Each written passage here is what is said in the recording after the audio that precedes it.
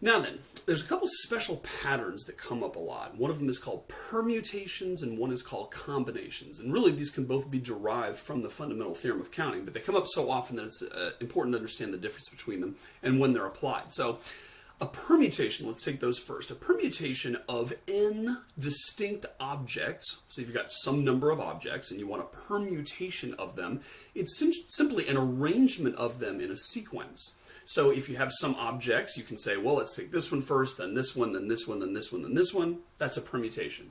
Or you could say, let's take this one, then this one, then this one, then this one, then this one. That's a permutation. Or I'll take this one, then this one, then this one, then this one, then this one. And that's a permutation. So any way to arrange them, any unscrambling, so to speak, is a valid permutations of the items. And each one of the items you're going to select once and only once in the permutation. It's as simple as that. Comes up a lot.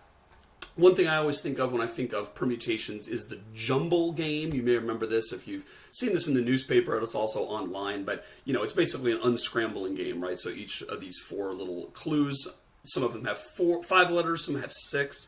The 6-letter ones tend to be harder than the 5-letter ones for reasons we'll explore in a minute. And then in the jumble, you know, once you've figured out all the answers, then you take all the circled letters in your 4 little answers here, and then you jumble those to come up with the final answer, which is some sort of pun, right? So that's an example of a permutation is simply an unscrambling.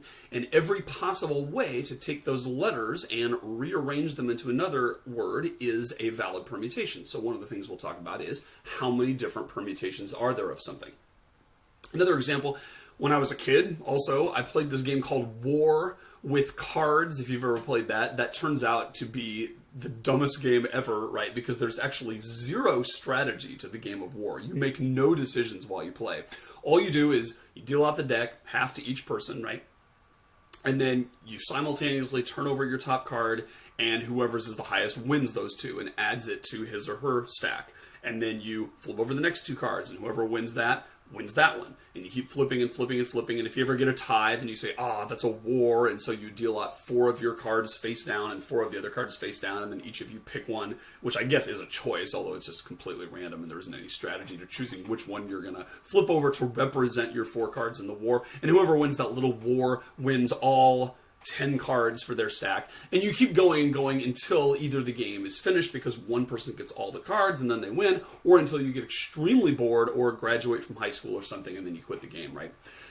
So one question that I asked myself as a kid as I got bored with this was, how many different war games are there, right? Because once you've shuffled the deck, and then dealt it out, or even before you've dealt it out, because dealing is totally deterministic, right? There's no randomness. So really, it just comes down to shuffling. Once you've shuffled the deck, the rest of the entire game is fixed. It's just a matter of discovering whether this ends up being a I win this war game outcome, or a you win this war game outcome, or an infinite loop. And actually that one kind of baffled me as a kid, and I've never actually figured that out. What's the probability of getting an infinite loop? Because it's surely possible. You can actually play around with a deck and say, is there a way to arrange the cards so that we end up no one ever wins? Because you end up always having, sort of an infinite loop. Anyway, asking the question, how many possible war games are there? How many different games could we play? How many different outcomes are there, right? How many different combinations of the cards, etc., is essentially how many permutations of the deck are there. Because again, once you've fixed the deck, once you've shuffled it, the entire rest of the outcome of the game is determined. Therefore, asking how many different ways could this game play out is simply a matter of saying how many different ways could the deck be shuffled? How many different permutations are there of the 52 cards? We could have the Ace of Spades first, and then the 2 of Hearts, and then the Queen of Diamonds, and then da-da-da-da-da. Or we could have the 10 of Spades first, and then the Queen of Diamonds, and the Queen of Hearts, da-da-da-da. Or we could have the Ace of Spades, Ace of Hearts, Ace of Diamonds, Ace of Clubs, then da-da-da-da, right? How many different ways are there to shuffle that deck is really what it boils down to for how many different ways to make a war game. And, all these examples have been fanciful and have to do with little games. There are, of course, many practical applications. Here's one. Let's say you have a network, and there's all kinds of network packets being passed around in the network, right? So a network packet is essentially a little bit of information. And every time you make a web request, every time you send an email, every time you request a download or do streaming or whatever, all the information that you're sending to the server and that the server's sending back to you is divvied up into these little bits of information called packets. Turns out to just work better that way. And those packets are delivered across the network. And we talked a little bit about that, just alluded to it when we did the unit on structures, because we talked about how, really it's a graph, right? A network of different nodes. And one of the things you want to figure out is, using Dijkstra's shortest path algorithm or something like that, what is the most efficient way to get from your source to your destination through that thing, right? But as you're passing all of these little packets of information around, obviously all other kinds of users are also simultaneously doing that on the internet. And so the internet at any moment in time is a zillion of these packets flinging around, right? And what happens is, as soon as a packet arrives at a node or a vertex of that graph, essentially what it has to do is get in line. It gets in a queue. So every one of these routers that is sending internet traffic to all different destinations all over the internet, each one has a queue, and the packets arrive at that queue, right? And there's actually some probability that when enough packets arrive that it can actually pass the packets out to other nodes quick enough, those packets get dropped on the floor. It's called dropping a packet. And when that happens, then the source of the packet has to resend it. And there's all kinds of protocols designed to put that together. Anyway, one thing that comes up with permutations is when you have a bunch of packets arriving at a particular vertex, they're going to get in a queue in some order. One question is, what are the different possible orderings? How many different ways are there for these 59 network packets to be arranged in a line? How many of those will result in one packet being dropped versus a different one, etc.? That's essentially a permutation problem, right? Because the number of different ways to get in a line is essentially the number of different permutations of those different network packets. So there's a million applications that come up. It's a very fundamental pattern. So one question, of course, and the key question we're going to ask is, what is the number of possible permutations? And if you just use the fundamental theorem here,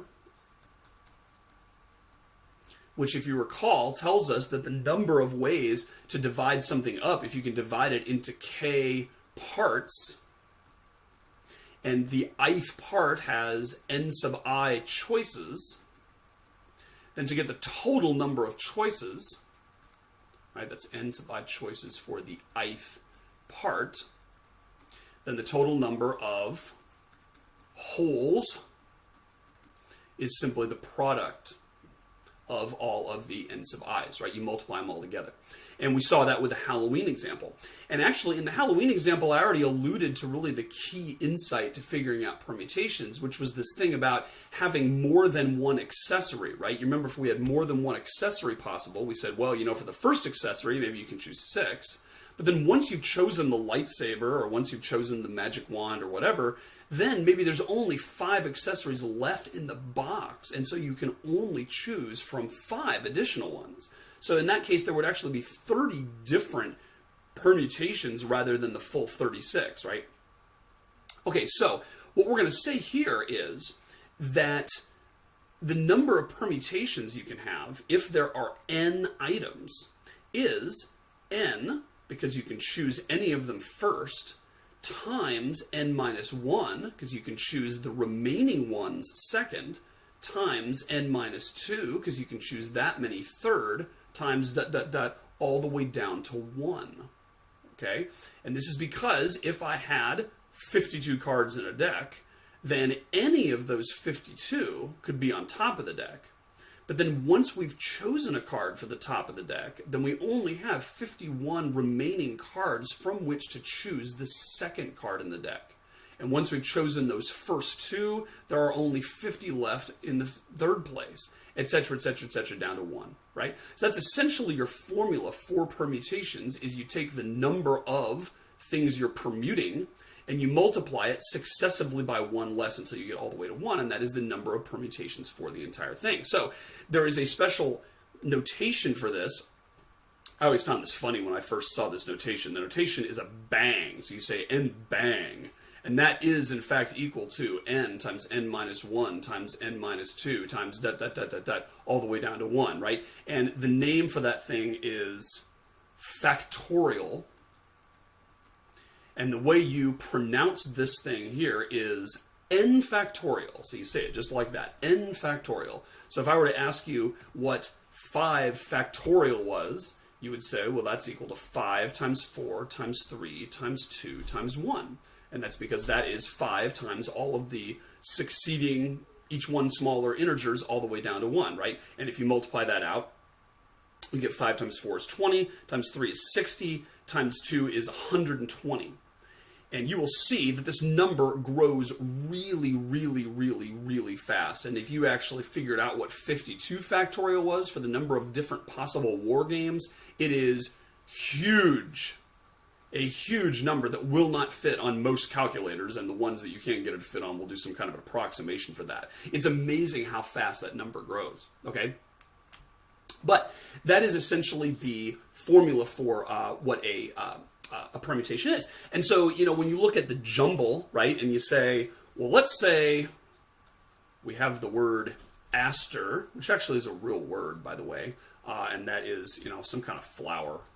I actually know next to zero about flowers, but I know that aster is one of them. And the reason I know this particular word is because it is said that this word has the most permutations that are actually English words of any 5-letter word. Fun fact, okay?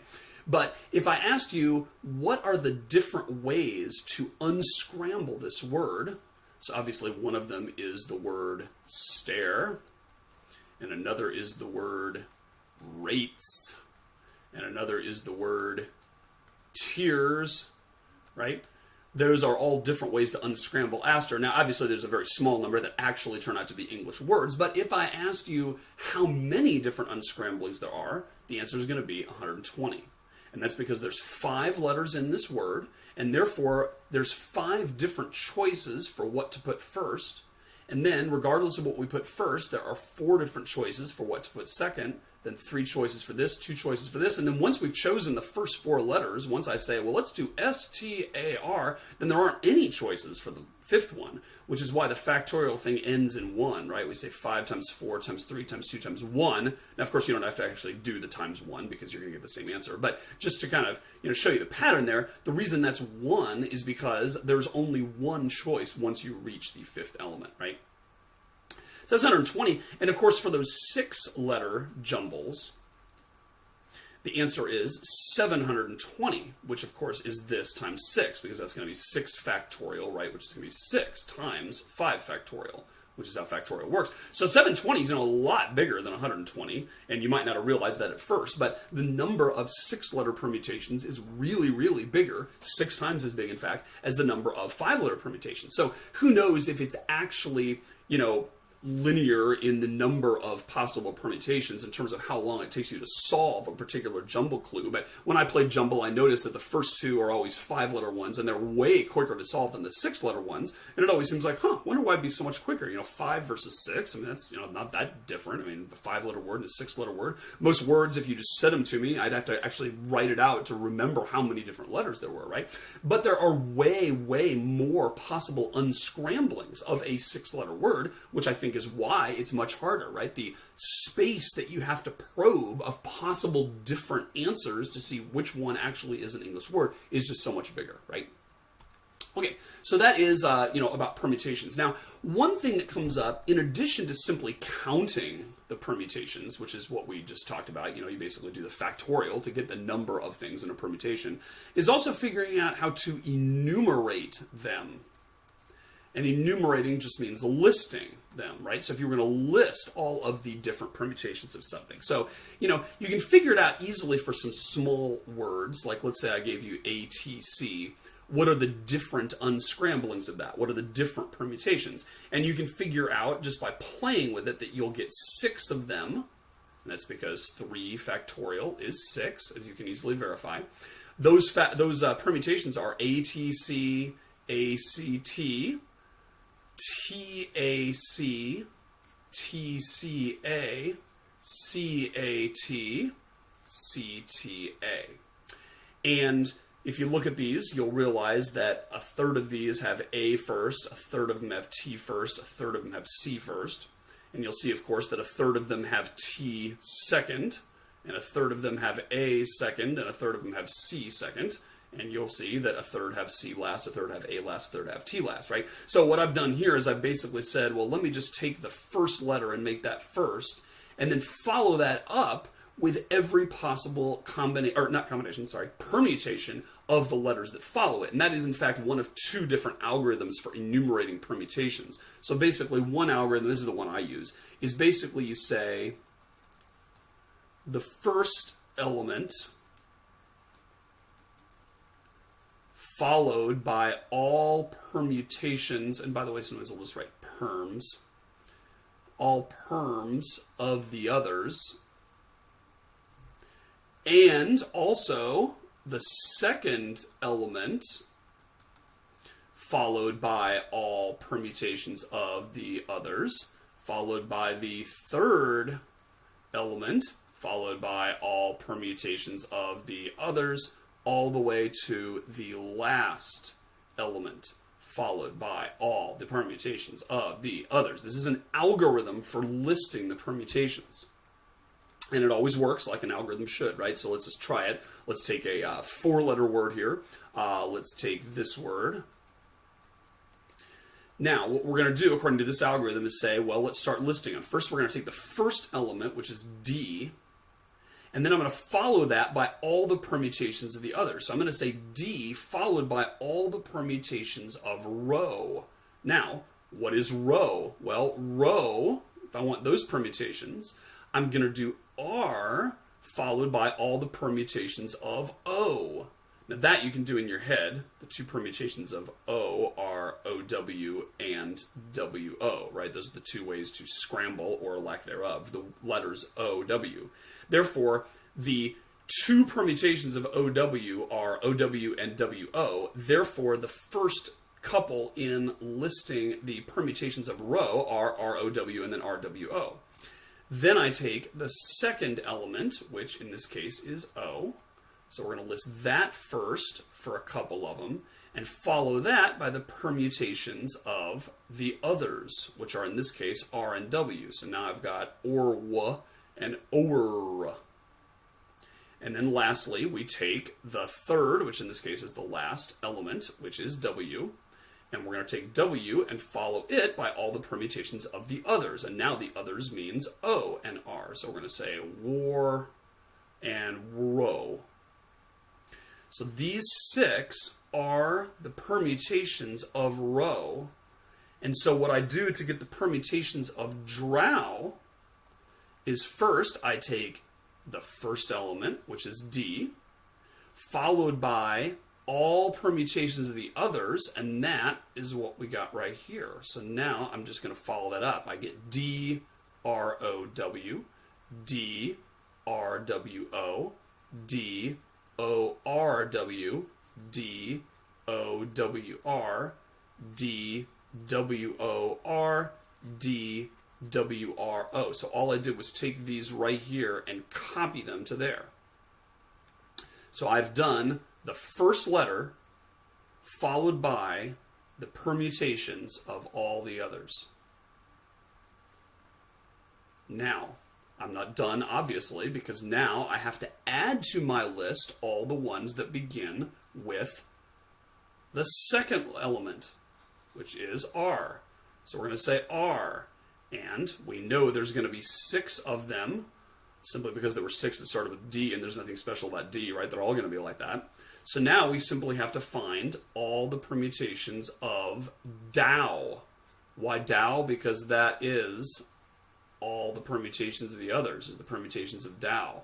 So you can work this out, and you should do this just to get a feel for it, but we're going to get R Dow, R Dwo, R Odwa, R Ode, R Wad, and R Widow. Those are going to be the second element, which is R, followed by all the permutations of the others. And then, of course, we just lather, rinse, repeat. Right now we have some that will start with the third element, the third element being O, because that's what was listed here as the third. So we've got O, and we're going to have 6 of them that start with O, and they are going to be O, D, R, W, O, D, W, R, O, R, D, W, O, R, W, D, O, W, D, R, O, W, R, D. And again, all I did was take D, R, and W, which were the 3 letters here, not including O, and I figured out the permutations of those. And then lastly, we have the ones that begin with W. And of course, there's going to be 6. And you can figure out that those are going to be W, D, R, O, and W, D, oh, I'm sorry. W-D-R-O, W-D-O-R, W-R-D-O, W-R-O-D, W-O-D-R, and then very last, we actually got our answer, which is the only one in this set, which is a valid word. Although, if you play Dungeons & Dragons, you know that a drow elf is actually a mysterious kind of creature, kind of an evil elf that lives in some 7th plane of hell somewhere. Fun fact. Okay, so that's one algorithm for enumerating the permutations, and that's the one I like. I kind of find it a little bit easier to do. Basically take each one of the elements and say, well, let's put it first, and then figure out the permutations of all the others, and follow each one of the permutations of all the others, or precede it rather, with that guy. Then let's do the same thing with the second guy first. Then let's do the same thing with the third guy first, etc. So you can see there's a recursive quality to this, right? Once I say, I'm going to pick one out of my 10, say, and put it first, then I'm going to put it before what? I'm going to put it before each one of the permutations of the remaining 9 elements. And then to figure out what the permutations of the remaining 9 elements are, I take each one of those 9 and put it in front of the permutations of the remaining 8, etc., etc., etc. And so that's why this thing grows so fast, this factorial thing, because every time you're doing it, you're saying, wow, we're going to put D in front of all 6 combinations of the other letters, and then add O in front of all 6 combinations of the other letters, and then put R in front of all the combinations of the other letters, and then put D in front of the combination, or W, in front of all the combinations of all the other letters. Sorry, I meant permutations, not combinations. And so that's why every time you add another letter, you're multiplying by that, because you're going to say there's that many copies of all the other permutations, right? So that's the one I like better. If you like this one better, you're free to do this instead. And that's one where you say, and again, it's recursive, given the permutations of length n minus 1, insert the nth one at every possible position. Okay, so let's do this again with word. We'll pretend we don't know the answer.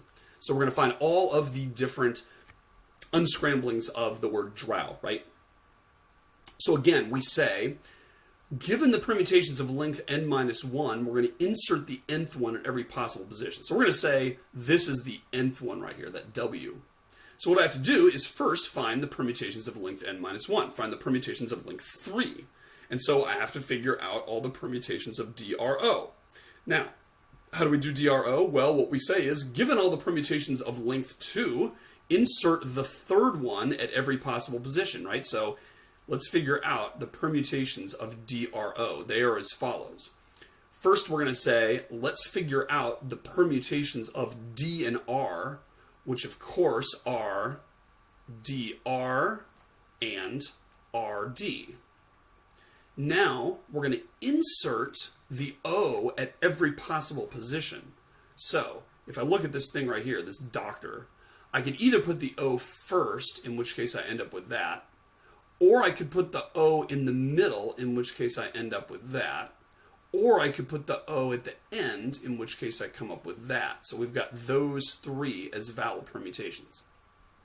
Now, consider RD. I'm now going to insert O in every possible position of those. And so I could either put the O first and end up with ORD, or I could put the O in the middle and end up with ROD, or I could put the O at the end and end up with URDO.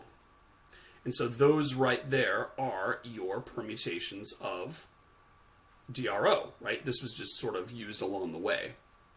So now that we've got the permutations of DRO, which are, just to rewrite those, ODR and DOR and DRO and ORD and ROD and RDO. Now we have to go back one step and say insert the W at every possible position of those. And what we're going to get here is we're going to say, well, I could put the W last, so ODRW, or I could put it third, kind of doing this in reverse order, I guess, ODWR, or I could put it there, in which case I'm going to get OWDR, or I could put it first, in which case I'm going to get WODR. So my arrows are a little confusing here. Sorry about that. But I think you can see what I'm doing, right? I'm taking this sequence of 3 letters, and I'm simply inserting the W in all 4 places it can go, right? There's 4 places it can go in a sequence of 3 letters, because it can go at the beginning, or in between the first and the second, or in between the second and the third, or it can go at the end. And I've inserted the W at each one of those places here. And then I just do that for everything. So I've said D-O-R-W, I can insert the W at the end. D-O-W-R, I could put it second to the end. D-W-O-R, I could put it second from the left. Or W-D-O-R, I could put it at the far left. And these 4 all came from him. These 4 all came from her. And so then I just, do it again. D-R-O-W, which is our original one there. D-R-W-O. D-W-R-O and W-D-R-O, those all came from him. And then I think you can do the rest by yourself, right? So basically these 3 here, we insert W at every possible position. There are 4 places to insert it in each one, and there are 6 of these. Therefore, we're going to get a total of 24 different permutations, just like we did before, which, of course, is equal to 4 factorial, as I said. So that's how you enumerate a permutation in case you ever want to do that. Writing it in code is a little tricky. Either one of those algorithms requires kind of some cleverness to kind of put your loops together and stuff. And you certainly don't want to enumerate all of the elements of a permutation if it's very large, because that factorial thing just explodes and you're going to eat all the memory on your machine and take till the end of the universe to compute them all. But that is definitely how to do it. Trickiest thing about permutations, as we'll see when we finish a couple more things, is just figuring out when it applies. When is it a permutation? When is it a combination? When is it something else? And hopefully in the next couple of segments, you'll learn how to apply those.